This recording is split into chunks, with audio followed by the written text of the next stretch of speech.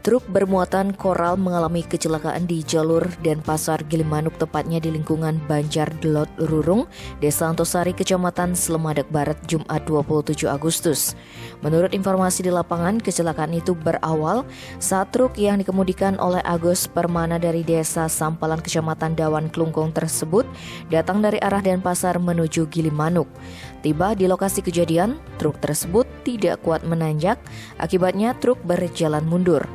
Pengemudi berusaha banting setir ke kanan, namun truk itu terjengkang melintang di tengah jalan, dan koral yang diangkutnya meluber ke jalan. Kapolsek Selemadeg Kompol KD Ardike yang membenarkan kejadian tersebut.